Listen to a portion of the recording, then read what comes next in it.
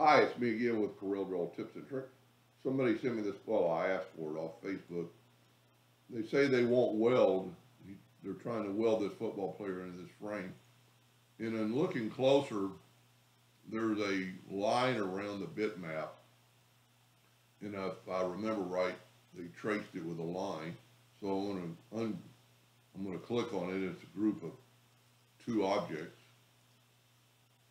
So I'm going to go up to Object and ungroup it, and you can see the line.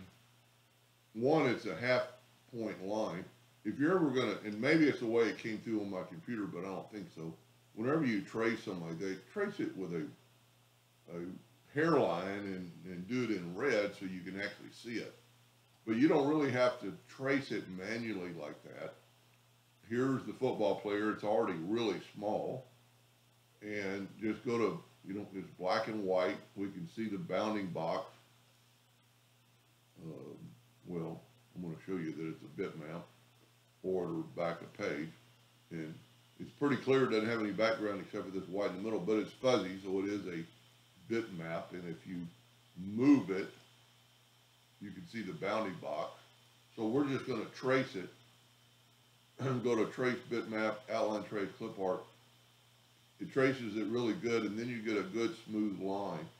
And if we left click, right click, and still make it a hairline, I would think, just to make it a little bit sharper. Hers is pretty good. Let's just make sure it doesn't have a white background. So we'll bring in a yellow box again. Object order, back of page, and the white is actually gone when it traced it. It left it there. So we're going to take this item. Whenever you're going to weld something into a frame, it'd be much better to do it this way. And then take this football player, and at this time you can make that football player whatever size you wanted. Just make sure his feet are inside the boundary.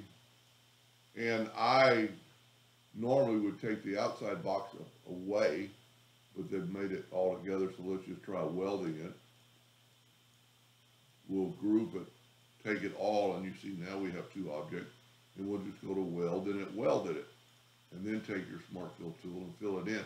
If you're going to print it, if you're not going to print it, if you're going to cut that out, just make it red and make sure it's a hairline to cut out.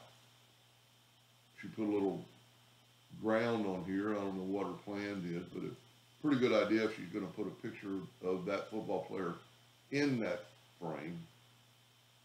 Anyway, I hope that helped them a little bit. Thank you for watching.